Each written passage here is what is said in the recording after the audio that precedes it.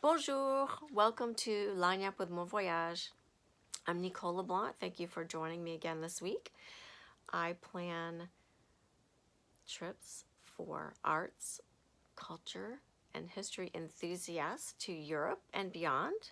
And today we're going to talk about one of my favorite cultural destinations in Europe. I think it's a city where people spend a couple of days or they stop on a river cruise, but they don't really um, stay long enough to really explore it. And that city is Vienna. Vienna, of course, is a major center for music associated with some of our most famous composers like Beethoven and Mozart and Mahler. And you can hear concerts at some of the most acoustically impressive concert halls in the world in Vienna, like the Musikverein and the Concert House, and of course, the opera, the Vienna State Opera at the Staatsoper Wien is one of the most famous and superb opera companies in the world. The Opera House is worth touring all by itself, even if you have no interest in opera. It's just absolutely beautiful. But if you're interested in opera, I definitely recommend getting a ticket to an opera or ballet, outstanding ballet productions as well, at the Staatsoper Wien. You will also find that Vienna is a fantastic destination for art and design. In particular, of course, the Habsburg Empire, that architecture dominates the ring that encircles the central part of Vienna, and you will see those very large, impressive buildings as you explore that area, and the imperial architecture that the Habsburg family was responsible for, Schönbrunn Palace, etc., with just lots of treasures inside to discover. But Vienna was also a major design center in the late 19th and early 20th century. There's a sort of a tagline, Vienna 1900, that you may see all around town at different exhibits when you're there, because that is a sort of the crescendo, the high point of Vienna's design fame. It was really almost the queen of the Art Deco period. There were lots of artists in Vienna who decided to, quote unquote, secede from traditional art, and they produced a lot of work that was a little bit more avant-garde, and the design for all kinds of decorative arts was also part of that movement.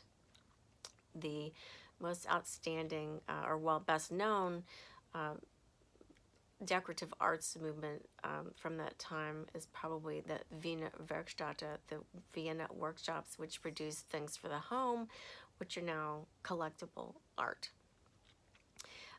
There's a museum. It's a museum, I'm not going to try to say it in German. It's a Museum for Art and Design. It's MAK with the German words abbreviated as MAK.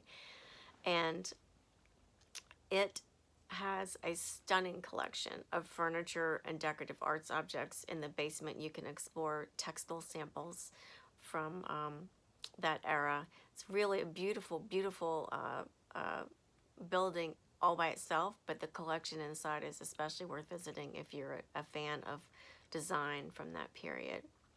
You also have the Leopold Museum, which has a really fantastic collection of Austrian art.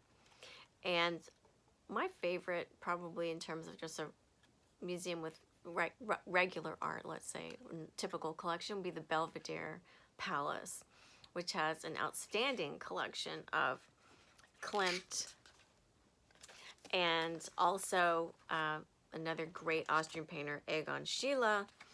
But the collection at the Belvedere is just gorgeous, and you'll find artists that you're familiar with, and you will discover artists that you want to know more about. It's a beautiful place to spend the afternoon. The grounds of the palace are absolutely lovely with a reflecting pool outside. It's a great way to spend the afternoon, or a full day if you want to take your time. Another fun thing to do in Vienna, if you happen to time your trip right, is to go for the holiday markets. Of course, the Christmas markets in Central Europe are justly famous, and Vienna is no exception. There are quite a few Christmas markets in Vienna. But did you know that there are also Easter markets in Vienna, where you can find, entertainment, food, drink, dancing, music being played, and lots of handicrafts. I grew up, my parents lived in Germany very briefly before I was born, and they had these metal Easter eggs that I think they got in Germany. And I've always treasured them, but I no longer had my hands on any of those things. Well, imagine my delight when I saw at the Easter market in Vienna the metal eggs that I used to have when I was a kid. They're absolutely adorable. Come in different sizes. I bought them for everybody in my family because they're like a special memory for us that we didn't have anymore.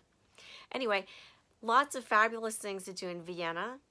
Stay for days. There is also wine to be had in the area around Vienna. Don't rush through. Take 4 or 5 days or a week to really see all that Vienna has to offer. One of many cultural capitals in Europe. Thanks for being with me today. Until the next time. À la prochaine.